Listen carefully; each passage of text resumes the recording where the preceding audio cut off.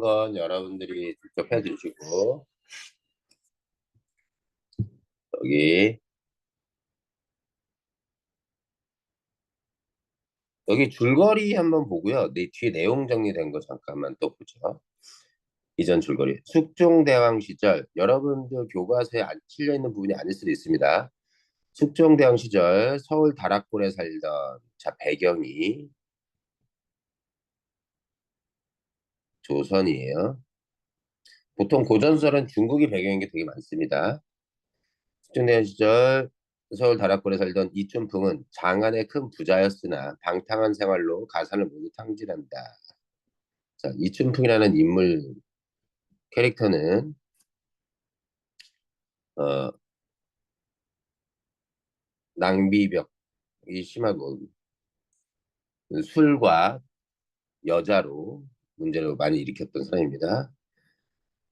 박덕만이라는 상인이 벼슬을 사려고 한다는 소식을 듣고 최첨판에 다리를 놓겠다며 찾아갔지만 실패하고 술태지만 받고 돌아온다. 이후 춘풍은 모든 살림살이를 아내에게 맡기고 다시는 주색잡기를 하지 않겠다는 각서를 쓴다. 주색잡기는 주는 술, 색은 여자, 잡기는 도박. 이 세 가지 중에 하나를 해도 제대로 살기 어렵지만 세 가지 중에 두 개를 하면 패가망신한다고 보통 얘기하죠. 하지만 이게 일종의 반성한 거야. 내가 방탄소년로 가사를 상진하고 이런 자리를, 자리를 연결해 주다가 그것도 실패하고 했을 때 하지만 아내가 재산을 모으자 아내가 능력이 있어요. 다시 옛 버릇이 살아난 이춘풍은 여자나 밝히고 술이나 좋아하고 하는 돈 500냥과 호조에서 2천냥 나랏돈입니다. 공금을 빌려서 장사를 핑계대고 평양에 가는데 평양이 어디냐? 기생으로 유명한 지방이죠. 그곳에서 평양기생 추월에게 변하여 장사 미천을 모두 탕진하고 급기야 그 집에서 머슴 노릇을 하게 된다. 요거 완전히 몰락한 거죠. 이 소식을 들은 춘풍의 아내는 평안감사에 회계를 맡는 비장은 일종의 비서라고 생각하시면 됩니다. 비서실장이라고 해야 될까? 장을 자처하여 남자 복장을 하고 남장을 하고 회에 가서 춘풍과 추어를 매질한다. 일종의 통쾌한 부분이죠. 그리고 결국 추월에게서 돈을 받아내고 음, 집으로 돌아오는데 끝까지 자기 정체를 밝히지 않죠. 춘풍의 아내는. 그리고 나서 집에 이춘풍이 돌아왔을 때 돈을 잃지 않고 멀쩡하게 돌아왔으니까 아내 앞에서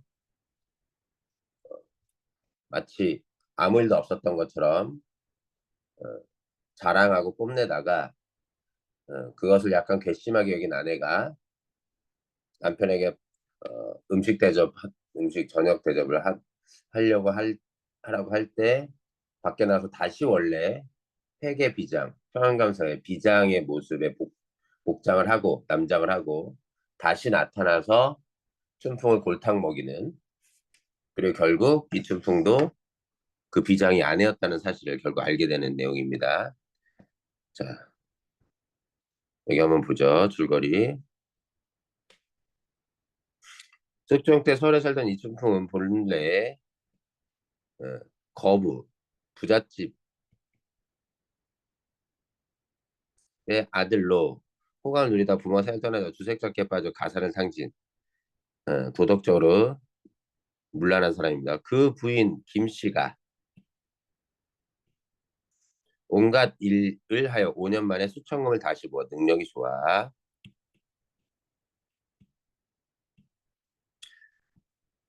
슬픈 자신의 방탄소년을 반성 아내에게 서약까지 했지만 다시 방탕한 마음이 일어 호주의 돈까지 빌려 평양으로 장사길에 나서고 춘풍은 기생 추월에게 빠져가는 상정 다 털리고 급기야 그녀의 집에 하인이 된다.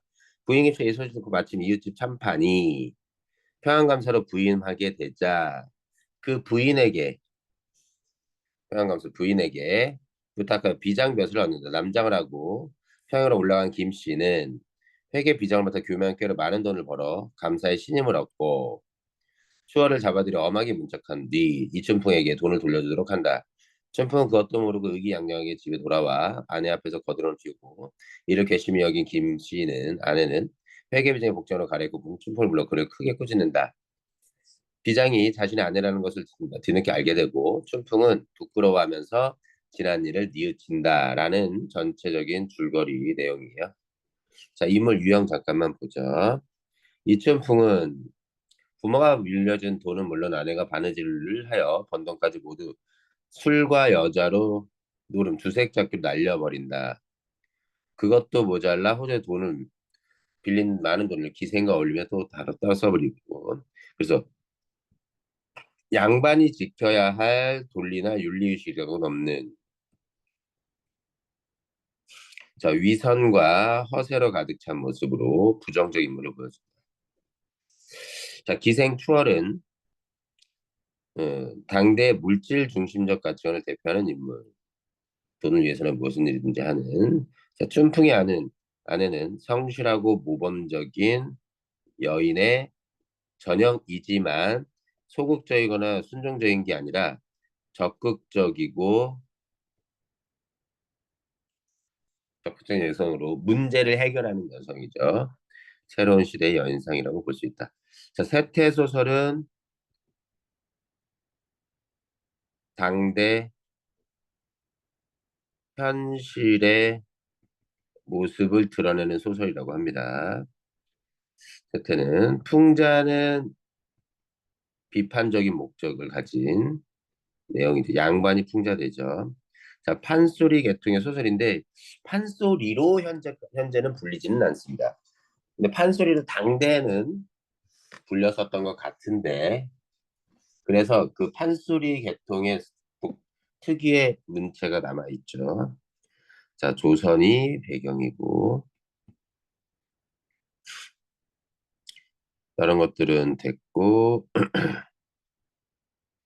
전혀 작가 싶전 됐고요. 조선 후기의 시대사. 그다음 운문과 산문. 운문은 운율이 있는 부분. 아마도 당대 노래로 불렸던 부분은 운율을 가지고 있고요. 산문은 운율이 없는 보통의 소설 글체. 전하하는 이런 말 안 쓰는데 요즘은 우아한 고급스러운 양반계층의 언어와 평민계층의 비속어나 육담 약간 좀 어, 음담패설 같은 것들을 얘기를 합니다.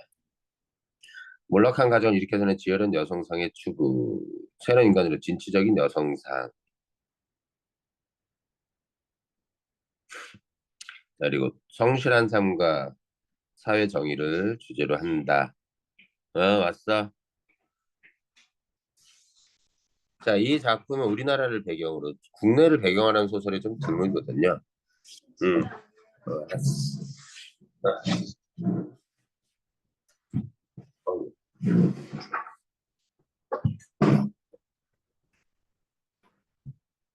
잠깐만.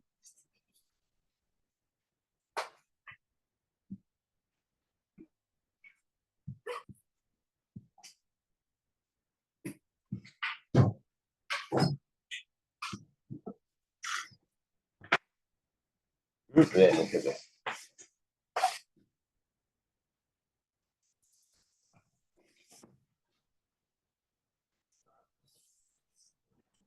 잠깐만.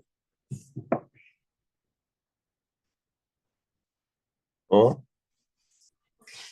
어쩌다가 내가 됐다.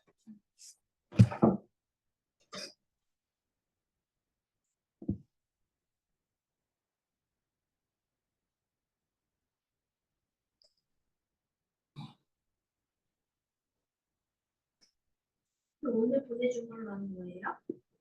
아니, 저번에 어제 보내준 건가? 어제 보내준 거에 이춘풍전 신사고 파일.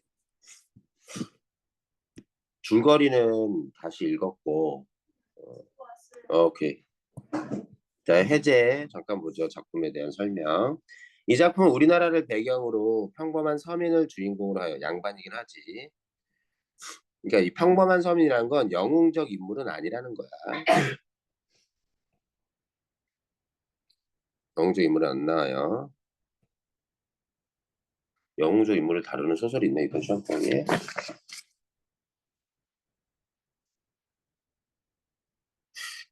없지. 삶의 모습을 일상적인 삶의 모습을 그리고 있다. 판소리 사설과 유사한 표현상의 특징을 지니고 있어 판소리계 소설로 분류되기도 한다. 일상적인 삶의 모습. 이게 현실적이라는 거야. 비현실적이지 않아. 응? 현실적인 작품이다. 무능하고 방탕한 남편 이춘풍. 가정에 몰락해서 슬기롭고 지혜로운 아내. 다시 가정을 재건하는 이야기 구조 역시 조선 후기 다양한 작품을 찾아볼 수 있다. 조선 후기 여성의 지위가 상승하고 왜 적극적이고 긍정적인 인물로 그려지잖아. 가정 경제를 일으키는 여성의 역할이 적지 않았음을 여성의 역할이 가정에서 비중이 커졌다는 것도 알 수 있습니다. 또 아내와 대비되어 무능하고 허랑방탕한 삶의 태도를 보여준 남편을 통해 조선시대 가부장제 사회, 남성 중심적 사회를 비판하고 있다. 이외에 돈으로 벼슬을 사고 파는 행위, 초반부에 나옵니다. 소설에 매관매직이라고 얘기하죠. 당대 시대를 보여주고 있고 이 작품의 특징, 그 조선 후기 소설에 남자가 좀 찌질하게 많이 나와. 왜 찌질하게 많이 그려지냐면 남자가 워낙 남성 우위의 사회였기 때문에 그거를 찌질한 모습으로 그리는 것 자체가 재미를 줬지 당시에. 지금이야 그렇게 일부러라도 그리면 뭔가 성차별적인 어떤 것으로서 문제가 될지 모르겠지만 당신 그랬어요. 그게 또 일종의 비판, 시대적인 비판 정신의 모습이었고 이 작품은 문화와 활용만큼 지혜롭고 적극적인 아내를 대조시켜 허위의식에 자, 여기도 허위의식에 젖은 남성 중심주의 사회를 비판하고 여성의 능력을 부각한다. 이춘분과 추월이라는 인물을 통해 양반의 허세와 위선이 가득하고 돈이면 무엇이든 가득한 세상. 돈이면 무엇이든 가능한 세상을 물질 만능주의. 돈 좀 약간 좀 고급진 말로 배금주의. 배는 숭배, 금은 돈. 그리고 여성들이 억압받는 사회, 현실. 양반의 허세와 위선 이런 것들을 풍자와 해악으로 풍자와 해악은 대상을 우스꽝스럽게 표현해서 웃음을 유발하는 걸 얘기를 합니다. 주제의식은 주인공을 누구에 두느냐에 따라 달라지는 거죠. 이춘풍에게 주면 허위의식 가득한 양반에 대한 풍자고 추월에게 초점을 두면 물질 중심적 사고에 물든 비정한 인간에 대한 비판 또는 춘풍의 철을 주인공으로 보면 새로운 인간으로서의 진취적인 인물 이런 것들이 주제가 될 수 있다는 겁니다. 본문을 읽어보시고요. 정 안 되면 나중에라도 글을 본문을 일부 읽어주는 시간 한번 가져보죠. 그럼 나중에 한번 문제 실제로 풀어보고 얘기해 주세요. 안 되면. 자, 두 번째 작품이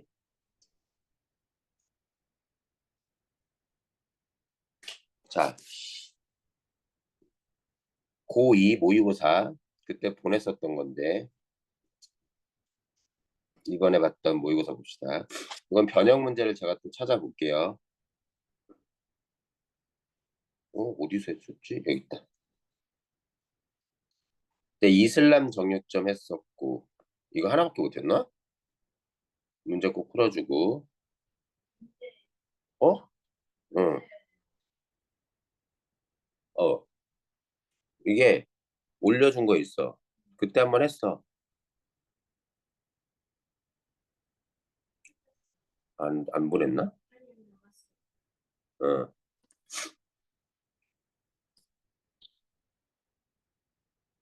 이슬람 정육점만 한 게 아니라 또 고전 시가도 했던 것 같은데 느낌에. 했지. 순환방언가랑 금강명언록. 이거 내가 필기된 거 보냈니? 오늘 수업하고 필기된 거 보내줄게. 그러면 현대시랑 고전 소설 나가보죠. 자, 선우사라는 작품입니다. 보기 박스 한번 볼까요? 37번. 가와 나는 서로 다른 방식으로 현실 대응하는 화자의 모습을 그리고 있다. 가는 밥과 반찬에 유대감을 드러낸다고 하는데 밥을 애정하는 사람인 거지. 반찬을 친구처럼 여깁니다. 로 바탕으로 부정적 현실에서도 자 초안현실은 부정적 순수한 삶에 대한 지향은 추구 소망을 드러낸다. 나는 고래에 대한 상상력을 바탕으로 희망에 대한 회의적 시선에 맞서 회의 의심하는 거죠. 의심하는 그래서 부정하는 부정적임이라고 할까? 그래서 꿈을 포기하지 않겠다는 의지 이런 것들이 주제예요. 얼마나 편해.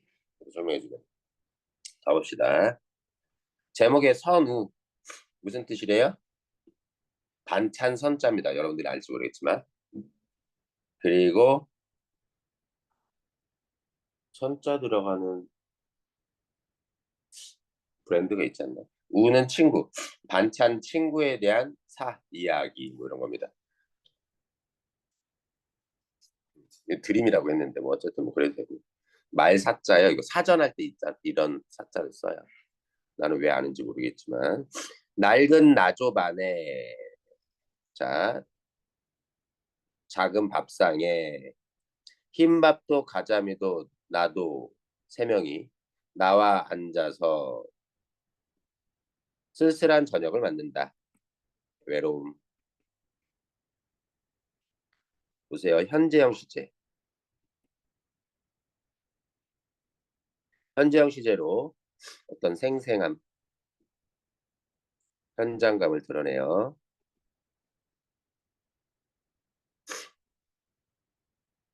이렇게 셋을 함께 나란히 둡니다.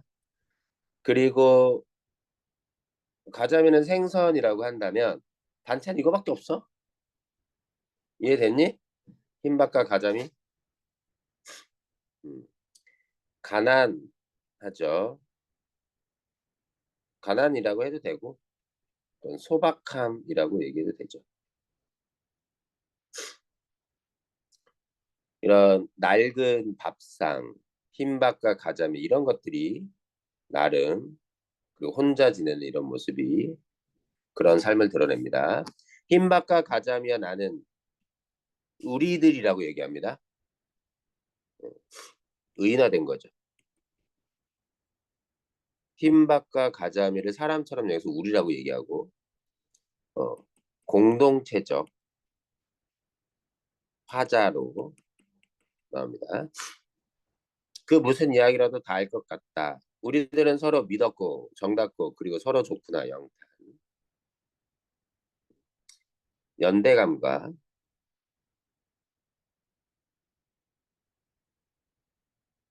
신뢰를 바탕으로 잘 지내고 있는 모습. 우리들은 왜 이렇게 좋으냐? 우리들은 맑은 물밑 해정한 모래톱에서 해정한 뒤에 어휘풀이 나옵니다. 깨끗한 모래톱에서 맑은 물을 가진 하고 긴 날, 많고 많은 날을 수많은 날을 모래알만 헤아리며 술을 세며 잔뼈가 굵은 탓이다. 자, 바람 좋은 한 벌판에서 물닭이 소리를 들으며 물오리인가 물닭 뜸부이과에 세래요. 소리를 들으며 단 이슬을 먹고 나이가 들은 탓이다. 잔뼈가 굵었다 나이가 들었다. 함께 자랐다는 거야 우리들은. 이런 깨끗한 환경 속에서 풍족하진 않지만 그래, 이런 바람이 좋은 그런 말편 이런 것들 단잇을 먹고 욕심 없이 사는 어떤 모습이죠. 외따름 산골에서 소리개 소리 배우며 솔개 청각적인 이미지 셉니다. 그러면 다람쥐하고 친구하면서 자라난 탓이다. 뭐만 탓이다. 뭐만 탓이다. 뭐만 탓이다. 요게 바로 뭐예요? 비슷한 문장 구조의 반복. 탓이다. 탓이다. 탓이다. 반복. 때문이다라는 뜻이죠. 뭐에 때문이에요? 왜 이렇게 사이가 좋은지의 이유입니다. 나는 왜 이 반찬들에 긍정적인 감정을 가지고 있는지 서로 교감하고 소통한다고 봐도 좋아요. 이렇게 교감하고 소통할 수 있게 되는 이유가 오늘 하루 처음 만난 게 아니라 내가 어릴 때부터 함께 자라왔기 때문이지. 오랫동안 내 밥상에 같이 함께 올라왔던 애들. 여기에 나온 화자의 성장 과정. 성장 과정이 욕심 없이 자연과 버타면서 친화적인 환경 속에서 욕심 없이 자랐습니다. 더 갈까요? 우리들은 모두 욕심이 없어서 하얘졌다. 시각, 시각적 심상. 나도 하얗고 흰밥도 당연히 하얘니까 하얗죠. 가자미는 생선이잖아요. 본다면 가재미, 도다리과 여기 광어 같은 거. 그게 근데 겉으로 보면 껍질이 뭐 저기 한데 뒤집으면 허옇기도 하고 껍데기 벗기면 허옇죠. 신속살. 자, 자, 하얀 것의 증명은 뭐냐면 욕심이 없기 때문에 하얀 겁니다. 이 하얀색은 상징적인 의미가 뭐라? 우리 모두 욕심이 없다. 나도 하얘. 그다음 착하디 착해서 새갓은 가시 하나 소나기에 하나 없다. 억센 가시 반찬이나 내 몸에 일종의 우리가 그 무거운 거 손으로 들고 철봉 같은 거 하면 손에 굳은 살 베기죠. 이런 굳은 살 베긴 소나기 하나 없다는 얘기야. 어떤 얘기? 너무나 깨끗해서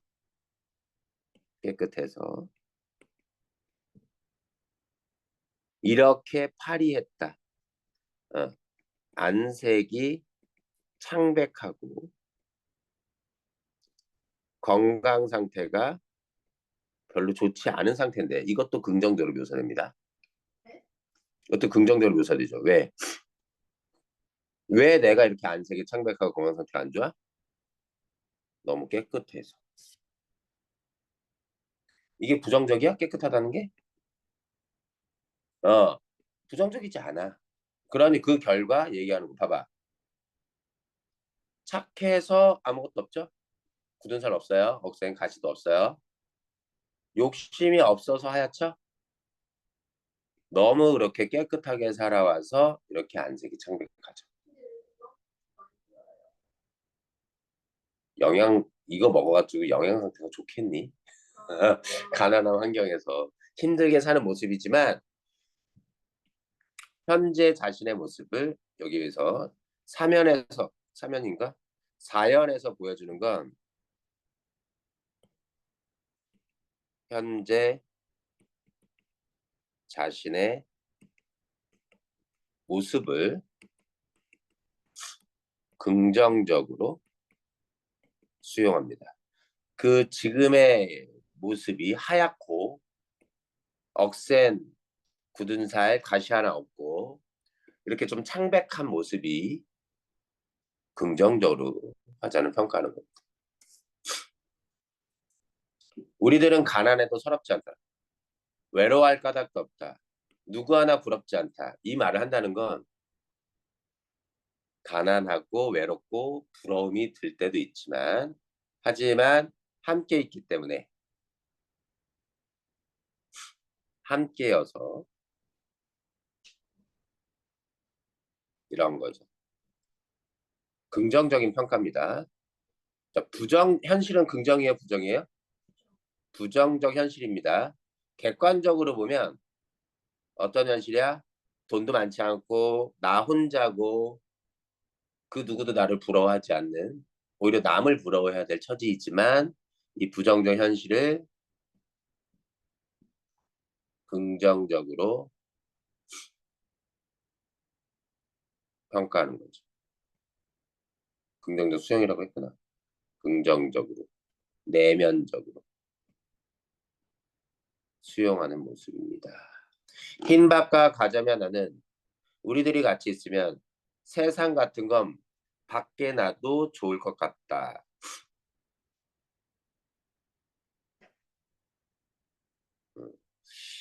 세상 같은 건 밖에 놔도는 신경 쓰지 않아도 정도로 해석할까요?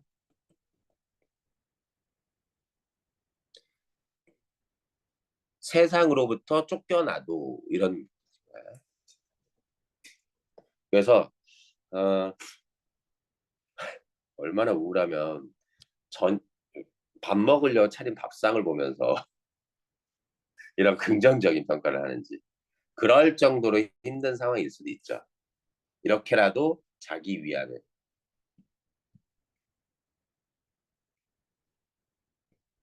얻는 시입니다. 그 다음 작품 제목은 고래의 꿈. 나는 늘 고래의 꿈을 꾼다. 언젠가 고래를 만나면 그에게 줄 물을 내뿜는 작은 화분 하나도 키우고 있다. 이 작은 화분은 그 기대감을 드러내죠. 고래에 대한 꿈, 고래를 만날 꿈. 내가 고래가 되는 꿈이 아닙니다, 보면. 그죠? 고래를 만나면 그에게 줄 그 의인화 됐죠. 고래의 꿈은 이상, 희망, 목표 이런 것들입니다. 순수한 꿈. 너네는 무슨 꿈을 꾸니? 돈 많이 버는 꿈? 돈 많은 백수? 그 우리가 파이어족이라고 해요. 들어봤어? 어, 40대 초반에 모든 직장에서 은퇴해서 내가 모아놓은 그동안의 자산으로 거기서 나오는 이자나 뭐 배당금, 주식의 배당, 뭐 저축한 이자, 부동산 임대료 이런 것들을 통해서 사업을 통해서 사업을 하면 또 일하는 거잖아. 자기 하고 싶은 일을 하면서 그냥 하는 것들. 깊은 밤 나는 심해 고래 방송국의 주파수를 맞추고 왜 고래 방송국이라고 하죠? 심해는 알죠? 고래는 심해까지 내려가니까 고래 방송국은 왜 그렇습니까? 고래가 뭐지 왜 안 되지? 고래가 인간은 왜 이래? 됐어. 인간은 아니, 들을 수 없는 초음파를 내뿜잖아. 들을 수 없는. 그게 라디오 방송 주파수가 퍼지는 거랑 비슷하죠. 그걸 맞추고 그들이 동료를 부르거나 먹이를 찾을 때 노래하는 다 의인화됐습니다.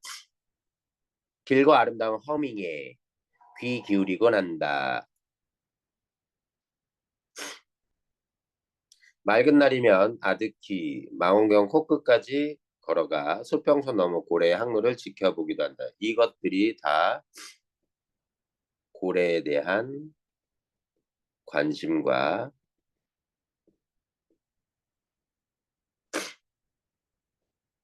애정. 제가 프리다이빙 한다 그랬잖아요. 그 프리다이버가 그 고래가 자주 출몰하는 곳에 나가서 한 달 정도 기다리면서 매일 배 타고 나. 그런 영상이 있어. 유튜브에. 그러면 고래가 나타나잖아. 그냥 그 스노클만 물고 그 핀, 오리발만 이렇게 달고서 물에 그냥 뛰어들어서 같이 유영하면서 이건 찍은 사진이 있어. 어마어마. 되게 멋있어, 되게 멋있어. 누군가는 이런 말을 한다. 고래는 사라져 버렸어. 자, 타인들, 세상, 외부의 세상. 고래는 사라져 버렸어. 그 커다란 꿈이 존재하지도 않아. 하지만 나는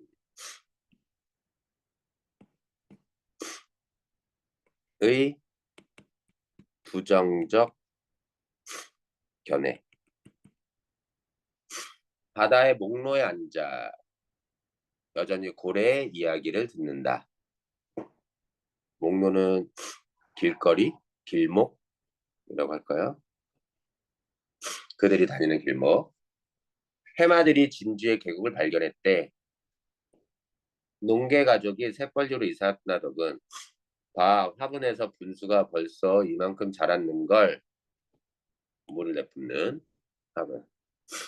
내게는 아직 많은 날들이 있다. 희망이죠. 내가 꾸는 꿈을 이룰 수 있는.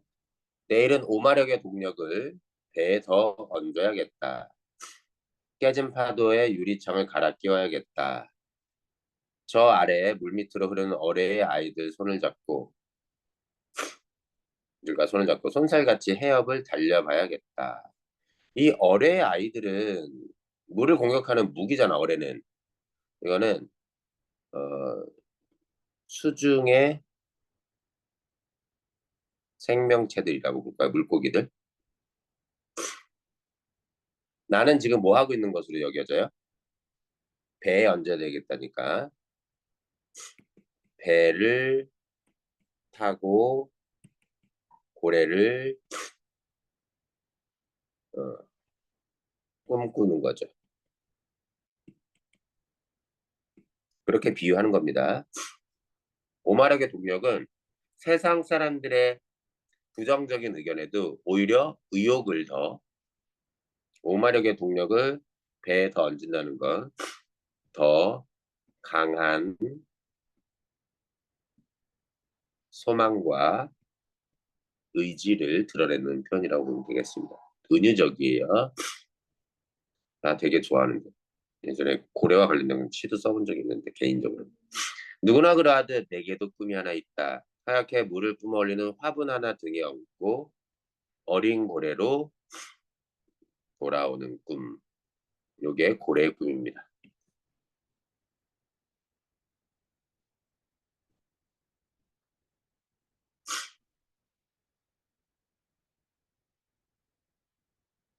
내가 이 어린 고래로 돌아오는 꿈은 이 등에 없는 화분은 이제 물을 뿜으니까 아까 뭐였지? 물을 내뿜는 작은 화분이라고 했잖아. 그 화분에 대한 얘기겠고 그것을 내가 등에 얹고 물을 뿜으면서 어린 고래로 돌아오는데 내가 어린 고래가 돼서 돌아오는 꿈일 수도 있고요. 어린 고래와 함께 돌아오는 꿈일 수도 있고요.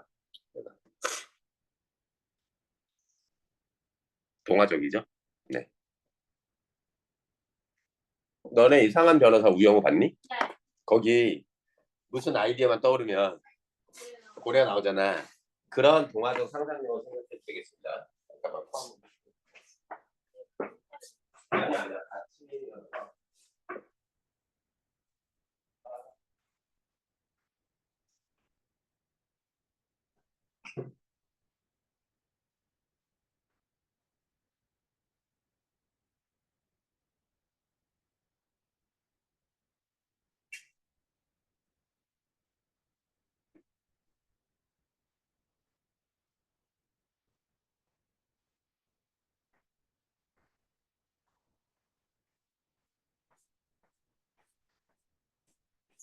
노산 11분 8시간 나오겠다. 그때 녹화하는 거. 지금 민우 있는데 민우 못 들었잖아. 바나나 이거 나왔대요. 뭐야 그건? 바나나요. 어, 뚜껑 때문에? 캐릭터예요. 너무 내각이 생겨서 하고 싶은. 자, 고전소설 마지막입니다. 백봉선전이라고 나오는데 이 작품은 국난, 나라의 문제를 극복하고 가족을 위기에서 구하는 과정에 함께 드는 영웅 소설. 다만 다른 영웅 소설과 달리 여러 영웅이 등장하고 보통 영웅 한 명으로 등장하는데 적대자의 능력도 라이벌, 빌런의 능력도 뛰어나고 영웅과 적대자에게 도움을 주는 존재가 각각 있다는 점이 특이한 점이고요. 줄거리가 있으니까 줄거리 먼저 읽습니다. 백봉과 백선은 아버지 백활수가 전쟁 포로로 호국, 중국이 배경이겠네. 오랑캐, 호자입니다. 오랑캐의 나라. 잡혀가자. 망월대사 밑에서 수련하고 망월대사가 일종의 조력자.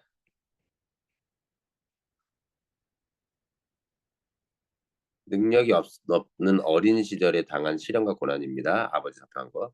활용은 부모를 여의고 병법을 익힌다. 한편 호국이 침범하여 세자를 붙잡아 가자. 왕위를 이을 세자를. 송나라 황제는 백봉을 원수로 삼아 송나라 황제 중국 배경이에요. 백봉이 원수는 군대를 이끄는 최고 우두머리.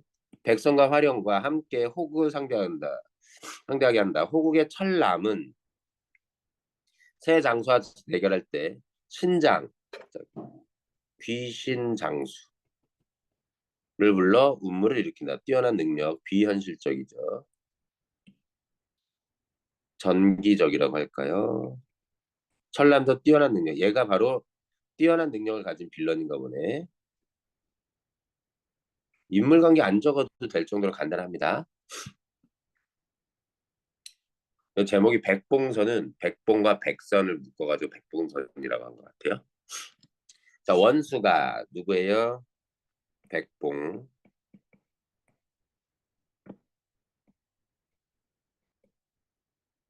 장대에서 오다가 장대는 대장이 진영에서 머무는 군대 진영에서 머무는 곳을 장대라고 얘기를 합니다. 말에 올라 적진을 해치고 들어가니 지척을 가까이도 분별치 못할러라. 왜 들어갔지? 운물을 일으켰잖아. 그래서 가까운 곳도 분간하지 못한 거야. 구름에 쓰여서. 운무는 구름과 안개 같은 거 운무라 그래요.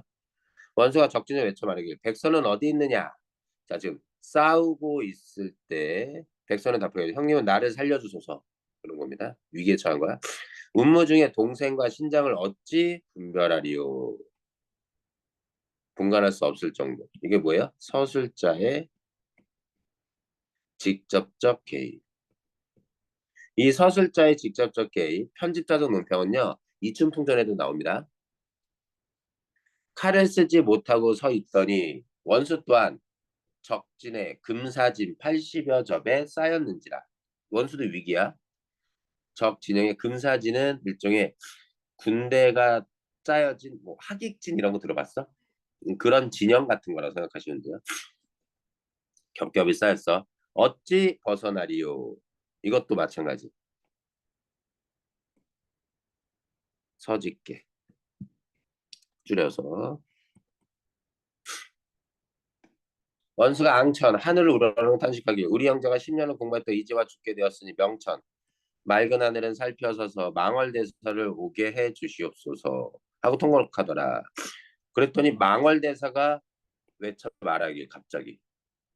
이게 망월대사와 함께 전쟁에 참여했는지 모르겠는데 함께 참여했다고 봐도 되겠고 아닌데 이렇게 부탁했더니 갑자기 신통력이 발휘돼서 망월대사가 왔을 수도 있고. 봉과 선아 그 말이 정신을 잃게 하지 말라 타고 있는 말. 하고는 봉과 선 형제가 정신을 그지야 차려 크게 외쳐 말하길 너는 비록 짐승이지만 어찌 적진 중에 쌓이고 정신을 차리지 못하느냐 하고 채를 들어 채찍 말채찍. 희롱하니 희롱은 원래 장난치다 즐기다의 뜻이에요.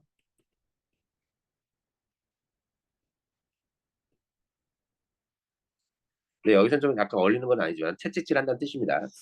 말이 고함을 치고 10여 장씩 뛰어 아주 먼 거리를 진 안에서 벗어나 철람의 말을 물리치고 활용을 찾아 돌아왔다.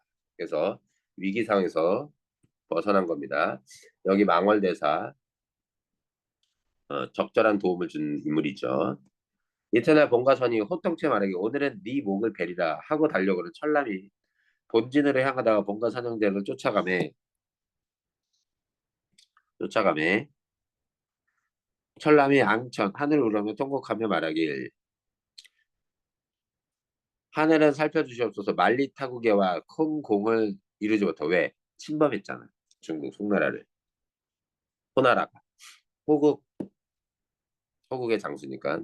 본과 선에게 죽게 됐으니 살려주소서. 똑같습니다. 위기 상황이야. 하며 산 골짜기로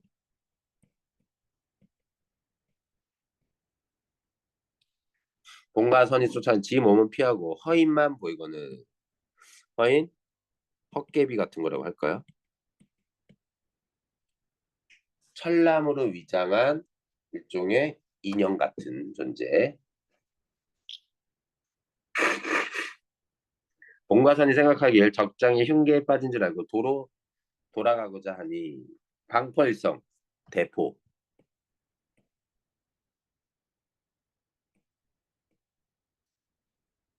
신호로 대포를 쏴서 신호에서 불이 좌우로부터 산천을 녹이는지라 이때 화룡이 장하에 있다가 대장이 머무는 장소에 있다가 원수가 떠나간 후에 화강이 충천함을 보고 그 순간 다른 장소를 언급하는 거죠.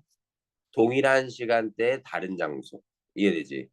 그 불길을 보고 요 불이 불이 위기를 의미하기도 하지만 플러스 활용이 도와주러 올 수 있는 어떤 계기가 되기도 하는 거죠.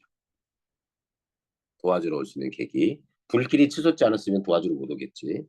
말을 타고 동구에 들어가 입구로 화강에 쌓였더니 마침 철람이 불을 피해 마주친 거야. 이번엔 새 장수가 일시에 달려들어 목을 치니 철람은 아니고 초인이다. 허수아비. 너라. 뛰어난 능력. 이윽고 불이 점점 들어오고는 추모에 들어와 밤은 이미 삼경이더라. 깊은 밤. 어찌할 줄 모르다고 생각하여 부채를 꺼내어 거꾸로 잡고 물 숫자를 세 글자 쓰니 이윽고 서쪽에서 흑은이 일어나 검구름 일진풍우가 크게 일어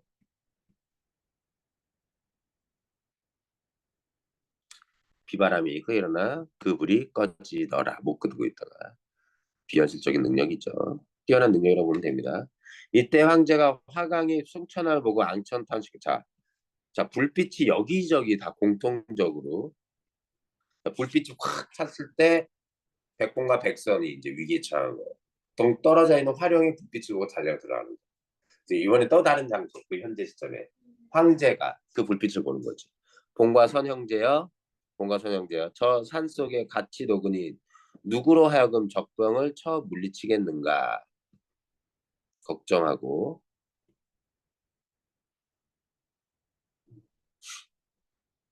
어, 절망까지 해야 되나?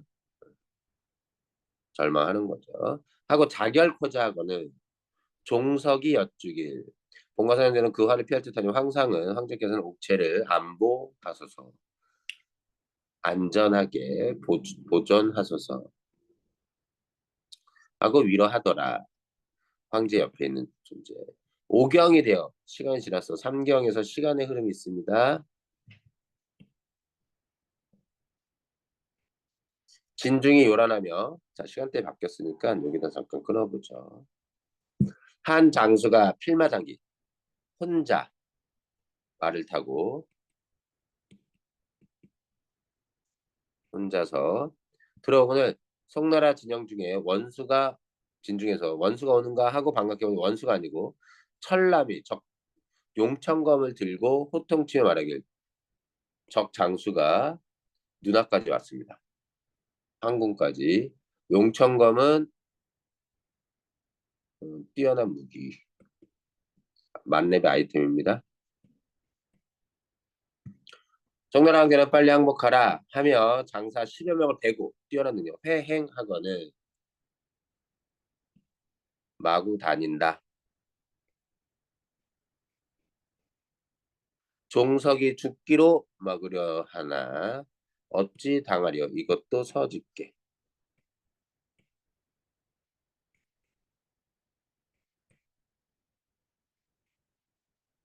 졸려. 자, 이때 봉과 선영제 활용이 불을 요 세 명이 다 불을 피해 오는 길에 적진에 들어가니 철남이 없거늘 또 다시 장소가 바뀌었습니다. 아까 죽였더니 뭐야? 허수아비였죠? 어딨지? 여기 허수아비였죠? 그지? 그럼 어디로 갔냐? 궁궐에 나타난 거야? 그 위기 때 또 어때? 봉과 선영제는 허수아비를 쓰러뜨리고 다시 그 안으로 들어가 봤더니 없는 거야, 적진에. 이놈이 우리를 유인하여 산곡으로 보내고 황제에 계실 때 갔다 알아채고 급히 오더니 적진 중에서 소리하여 말하기 원수는 나를 살려주옵소서 하니 세자하고 소리치는 거야. 포로로 잡혔다. 그래서 적 진영에서 그지? 세자를 발견해서 구출한 겁니다. 수족이 요동치 못하게 하였거늘 묶어놓은 거야. 원수가 세자를 데리고 본진으로 돌아올 때 철남이 삼지창을 들고 황상을 겨누며 항복하라 하는 소리가 진동하는지라 황상이 용포자락 용포 골용포 왕의 옷 자락을 떼어 땅에 놓고 통곡하거늘 봉과선이 호통하며 말하길 자 그래서 누구를 코가 자꾸 나와 어, 세자를 구출한 겁니다. 어, 어. 아니 모두 다 전지적 작가 시점인데 그중에 다른 등장인물이 평가하는 게 아니지. 이야기를 얘기해주는 내레이터가 그 상황에 대한 자신의 의견을 드러내는 거야. 다른 등장인물이 가진 생각이나 의견을 말하는 게 아니라. 그걸 서술자의 직접 개입이라고 얘기해. 이해됐니? 자, 황상은 황제고요. 본진에 황제가 같이 있었던 거예요. 그러면 본진은 송나라 군대 본진. 자, 철남은 우리 황성을 치지 말라. 본거선 형제 들어오너라. 들어간다. 하면서 달려들어 칠성검이 번쩍해. 얘도 뛰어난 무기. 철남의 창을 든 팔이 땅에 떨어지거늘 팔을 베었습니다. 철남이 경황하여 놀라고 당황하여 본진으로 자기네 진영으로 달아났다. 공과선이 내달리며 외쳐 말하길 개 같은 호황은 돌아라. 너는 강포만 믿고 강대함만 믿고 강한 것만 믿고 범람한 분수에 넘치는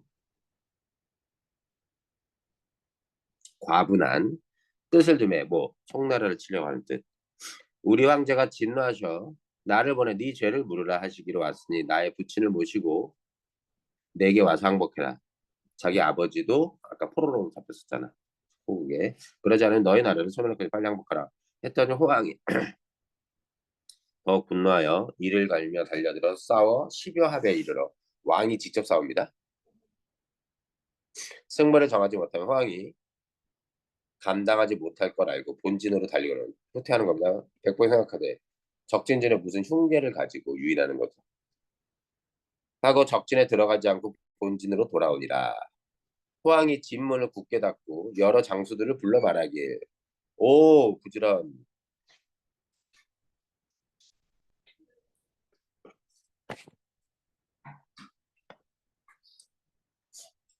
진문을 닫고 여러 장수를 불러 말하길 봉과서는 임의로 마음대로 마음 가는 대로 쉽게 문맥절어는 쉽게로 잡아도 되겠다. 쉽게 잡지는 못할 것이다.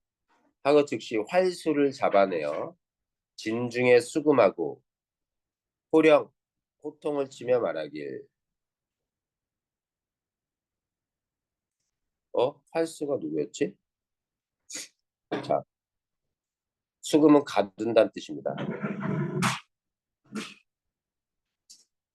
네가 항복 아니하면 네 자식과 함께 죽이라 하니 활수가 분노하며 말하길. 아까 백활수 나오지 않았었나?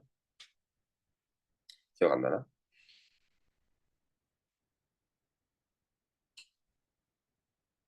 왜 뭔가 기억이 나죠? 나는 굉장히 뭘 동그라미 쳤던 것 같은데.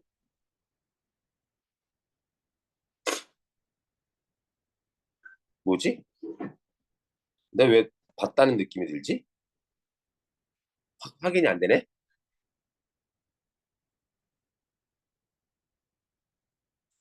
백활수 있다, 백활수. 어? 희한하다. 자, 백활수. 아, 그렇구나.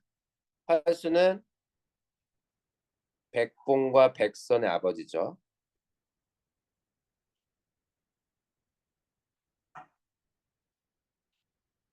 그지?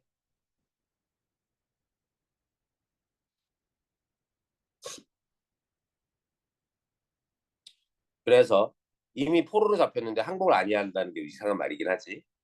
그러니까 자기에게 투항하지 않으면 끝까지 버티면 어? 죽이겠다. 아니 활수가 분노하며 말하기에 우리 삼부자가 다 죽을지언정 어찌 내게 항복하겠느냐 하더라.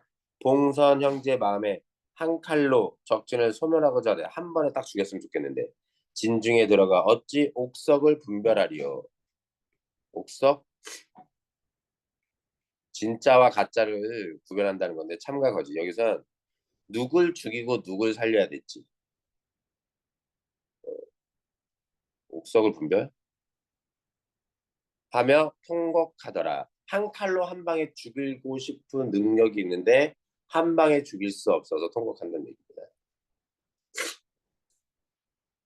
그런 능력이 안 돼서 옥석 분별. 죽일 자와 살릴 자.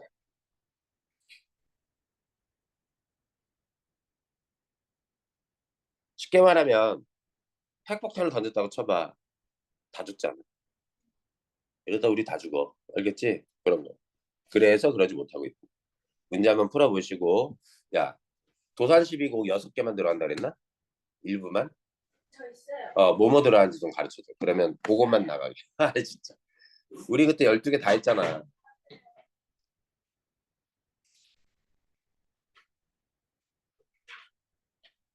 땡큐.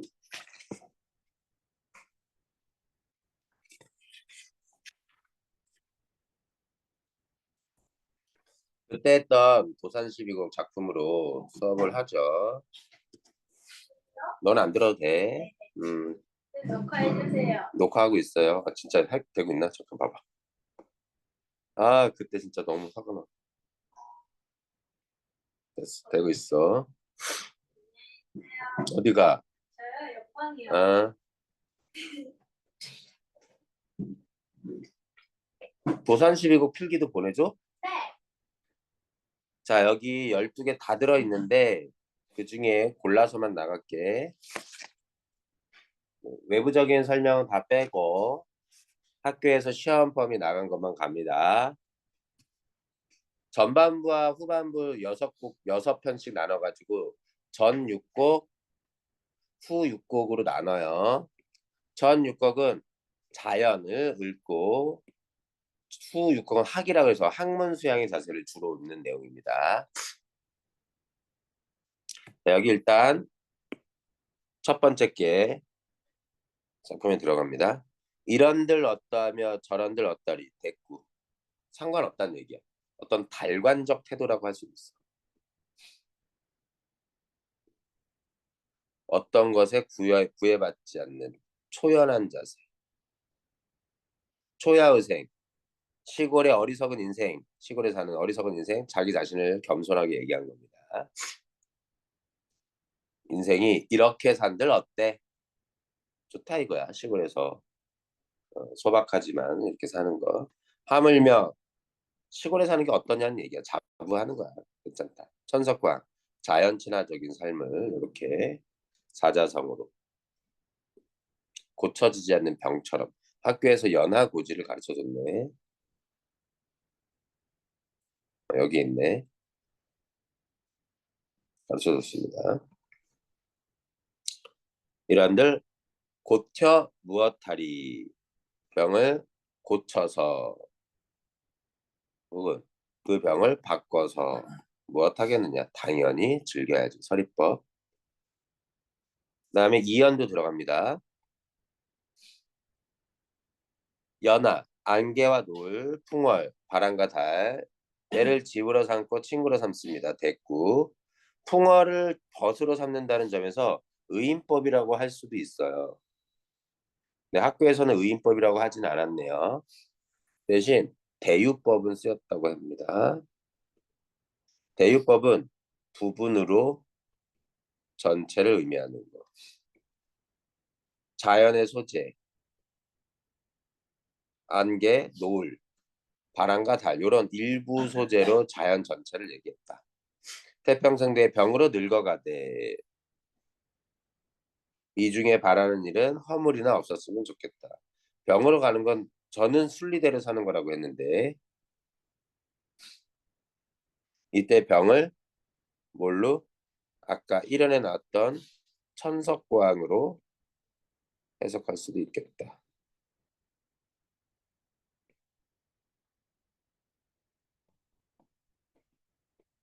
여기 보면 노병 늙어서 생긴 병이라고 봐도 해석이 가능하다는 얘기입니다.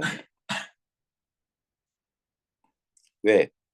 나이 들면 병드는 게 자연스러운 거니까.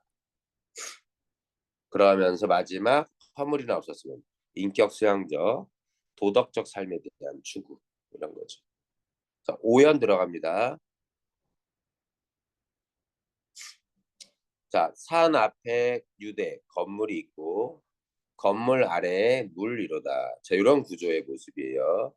물 흐르는. 떼지은 갈매기가 오며 가며 하는 풍경, 이런 아름다운 풍경, 내가 머문 곳에 어찌하여 구교백구 하얀색 망아지는 뛰어난 인재를 얘기하는데 먼 곳에 마음을 두고 있는가. 자, 이게 무슨 얘기냐. 여기서 흰 망아지는 뛰어난 인재를 가리키는 은유적 표현인데 능력이 뛰어난 이들이 내가 함께 머무는 이곳에 이렇게 아름다운 풍경을 가지고 있는데 말이야. 굳이 먼 곳, 속세, 출세하는 것, 부귀공명을 얻는 것에 관심을 두는 걸 나가 비판하는 거예요. 왜?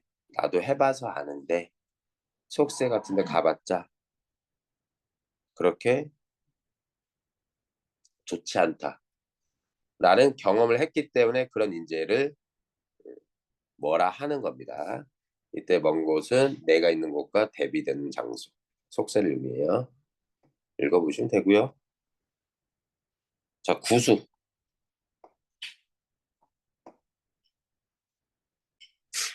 여기입니다.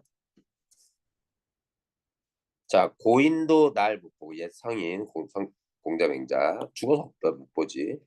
그들은 나를 못 보고 나도 그들을 못 봐요. 그들을 못 봐도 그들이 가던 길 살아가던 삶이 앞에 있네. 내 앞에. 그들이 살아갔던 길이 앞에 있는데 아니 가고 어찌할까 당연히 가야지. 서리법. 어, 학문을 추구했던 참된 삶을 살고자 했던 그 길을 얘기를 하는 거고 이 작품은 연쇄법의 표현법이 쓰였습니다. A면 B인데 자 B면 C, C면 D 이렇게 나오는 거. 그 다음 당시에 다니던 길 이때 여던 길은 여기에서 나왔던 여던 길이라고 봐도 됩니다. 몇 해나 몇 년이나 버려두고 어디가 다니다가 이제 돌아왔는가. 이제라도 돌아왔으니 다른데 마음 두지 않으리. 다짐하는 거고 후회하는 겁니다. 딴 데 갔던 걸. 이때 어디? 다른 데. 여기를 다 내가 있는 이것과 대비되는 장소입니다. 그래서 나는 한번 가봤다가 다시 온 현재. 갔던 것을 후회하고 반성하면서 이곳에서 계속 살겠다라는 다짐을 보여주는 작품.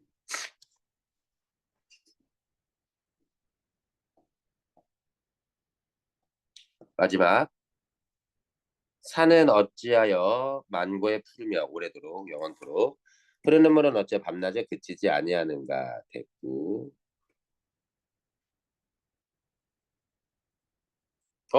이거 안 들어가 있네. 당연히 들어가 있을 줄 알았네. 이건 들어가지 않네요. 참고로 여기에서 청산과 유수는요, 늘 푸르고 쉬지 않는 존재로서 롤 모델로 여겨지는 겁니다. 단순히 풍경을 감상하고 즐기는 대상이 아니에요. 즐거움을 누리는 공간이 아닙니다. 이곳은 우리의 롤 모델입니다. 모범이에요. 자, 우부도 알며 하니 어리석은 사람도 그 안이 쉬운가. 공부. 성인도 다 끝까지 못하시니 그 안이 어려운가. 대꾸도 쓰였어요. 쉽거나 어렵거나 한 가운데 늙는 줄 모르겠거나 학문의 즐거움을 푹 빠져서 지내는, 꼭 즐거움이 아니라고 해도 되죠. 뭐. 학문 수양에 몰입하여 공부에 몰입해서 그 진실을 추구하는 삶의 길, 것을 얘기하는 겁니다. 요 정도 봐주시면 되고 나머지 부분은 뒷부분의 내용들은 학습지 봐주시면 돼요.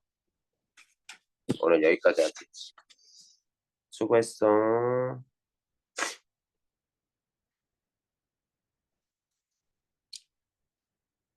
다운